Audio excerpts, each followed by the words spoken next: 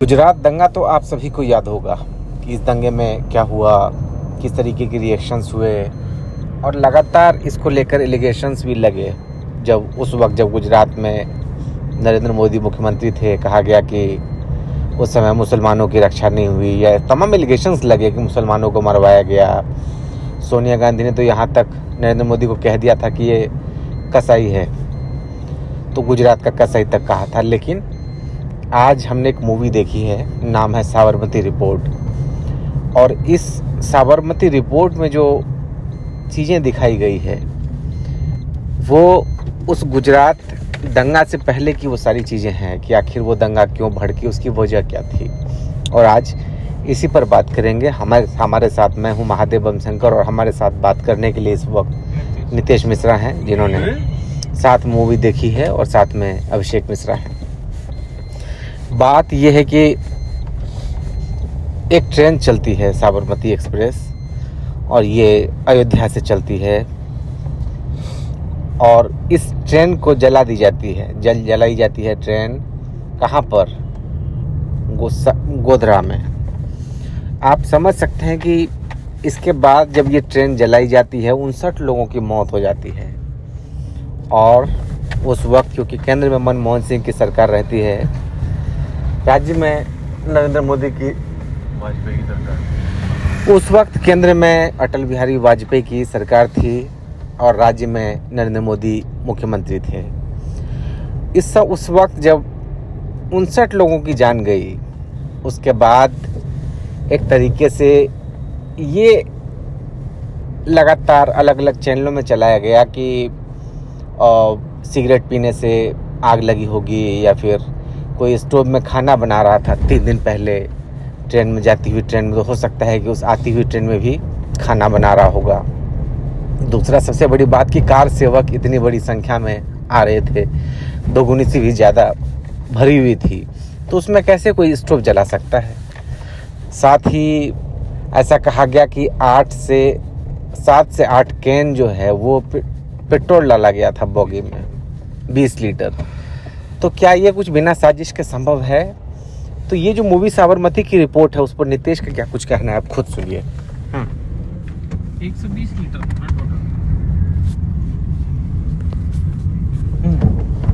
नितेश बताइए आप आगे।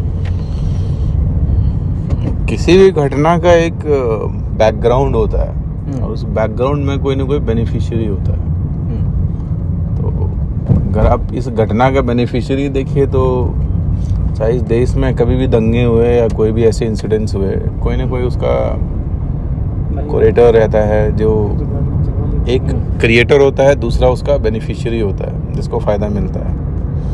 और डेमोक्रेसी की सबसे बड़ी प्रॉब्लम है इस देश में, हर चीज़ होती है वोट के लिए। उस टाइम की बहुत सारे एक्सपर्ट्स की अगर नज़रिया देखो आप, तो आपको देखने को मिलेगा उस टाइम 2002 तक, जब आपकी वाजपेयी गवर्नमेंट थी सेंटर में, तो कांग्रेस का आई थिंक पिछले 50-60 सालों का पहला डिफीट था जब वो पावर से बाहर थी। और ये इतिहास है कि जब कांग्रेस पावर से दूर रही है, उस टाइम इस देश में कुछ न कुछ घटनाएं ऐसी होती हैं जिससे उनको एक सपोर्ट मिलता है पावर में कम बैक आने के लिए। वो चाहे जब अलायंस में हो तब भी ऐसी घटनाएं आपको देखने को मिलेगी। तो अब इस घटना का अगर देखो आप, तो ध्रुवीकरण दूसरा कुछ एक्सपर्ट्स का एक राय है, जिसमें कहा जाता है कि मोदी की कैपेबिलिटी जो है वो प्रफुल्ल पटेल और बहुत सारे लीडर्स उस टाइम समझ गए थे गुजरात की, जो जिस तरीके से उन लोगों ने कांग्रेस की जड़ को उखाड़ के फेंक दिया था ऑन ग्राउंड काम करके। तो उस टाइम उन लोगों ने ये चीज़ कहीं ना कहीं एंटिसिपेट कर लिया था। तो कुछ लोगों का कहना है इसके रिगार्डिंग कि उस चीज़ को वहीं कंटेन करने के लिए ये सब चीज़ कहीं ना कहीं की गई थी, जिसका फिर आप अगर मीडिया जगत में लीजिए तो उसका आपको एक दोहरा तीहरा मापदंड आपको मिलेगा, जिसके बाद आप उसके बाद इसी चीज़ों का खुलासा देखेंगे तो इसमें आपको नेक्स्ट फेज़ में मिलेगा। जो भी बड़े बड़े पत्रकार उस टाइम चमके हो, चाहे आपके राजदीप हो, चाहे आपकी बड़े बड़े लेफ्ट के जो पत्रकार रहे हैं, इंक्लूडिंग कई न्यूज़ चैनल्स, बड़े बड़े न्यूज़ चैनल्स इवन जो इंग्लिश में लॉन्च हुए थे, बाद में हिंदी में लॉन्च हुए, उनके कईयों के फंक्शन जो है राष्ट्रपति भवन में होने लगे। तो ये सब कहीं ना कहीं एक मिली जुली साजिश थी, जिसको आप आज के टाइम में देखेंगे साबरमती एक्सप्रेस में बहुत अच्छे तरीके से इन्होंने प्रेजेंट किया है विद फैक्ट्स।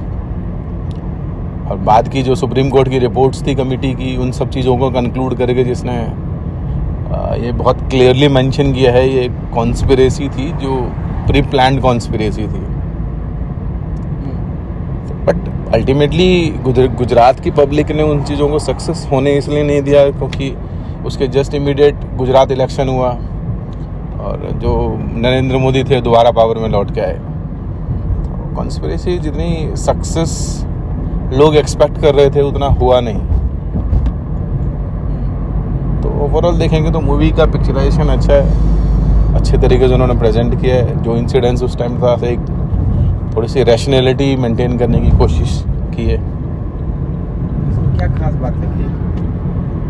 खास बात यही है इसमें कि आपको दोनों साइड देखने को मिलेंगे। कोशिश इन लोगों की है कि कुछ जगह इन लोगों ने कोशिश की है बैलेंस आउट करने की, बट कितनी रियलिटी है वो गुजरात के लोग भी जानते हैं।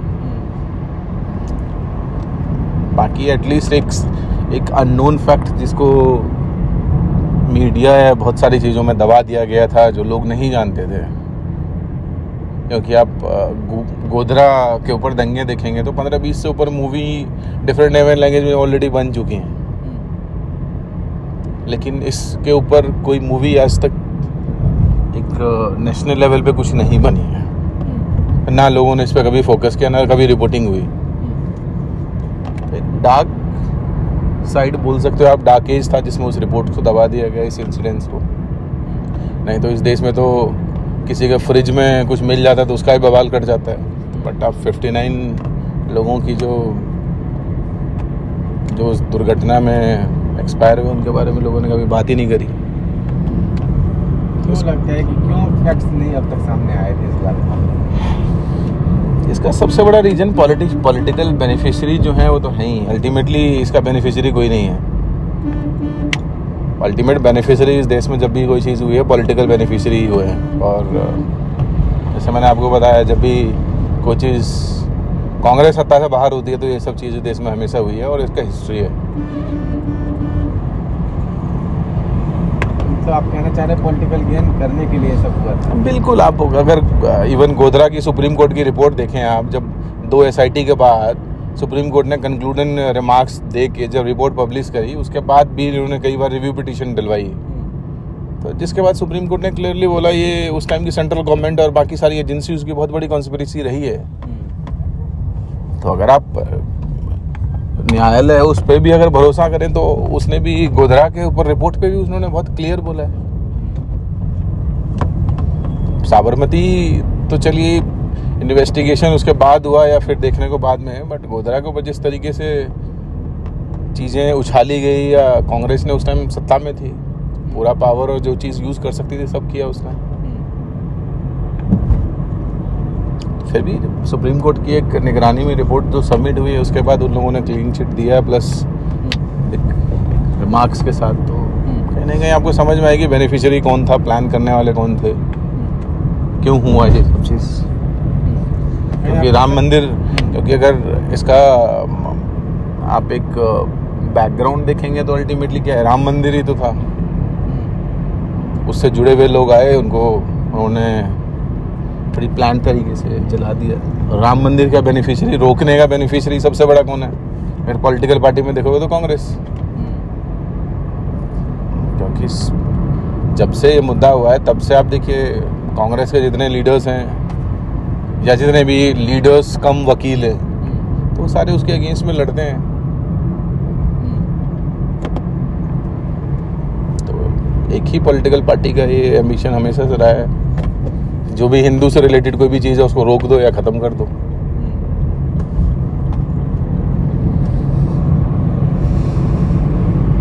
तो लोगों को ये मूवी क्यों देखना चाहिए?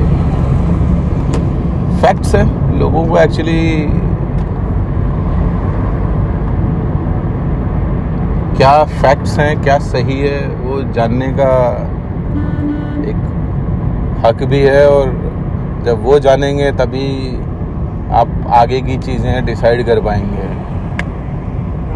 क्योंकि अब अगर शास्त्रों के हिसाब से भी जाओगे तो आप पाओगे उसमें बहुत जगह जिक्र है शत्रु बोध। आपके शत्रु कुछ भी, कोई भी हो सकता है, कहीं भी हो सकता है।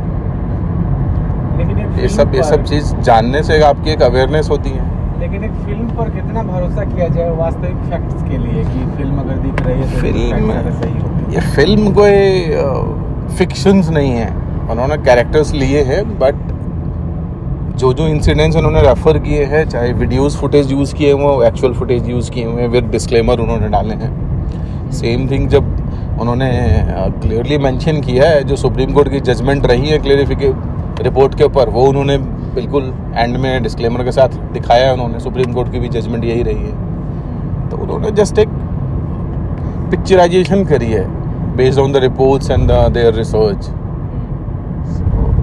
ऐसा नहीं है कि मूवी एक फिक्शंस मूवी है जैसे आम तौर पे बॉलीवुड में मूवियाँ बनती हैं, बट ये कहीं ना कहीं कुछ फैक्ट्स बैकअप है जिसका, प्लस उन्होंने जो सुप्रीम कोर्ट के जजमेंट्स और बाकी रिपोर्ट्स का जो रेफरेंस दिया है, वो भी इसी तरीके से चीज़ें आपको क्लियर करती हैं।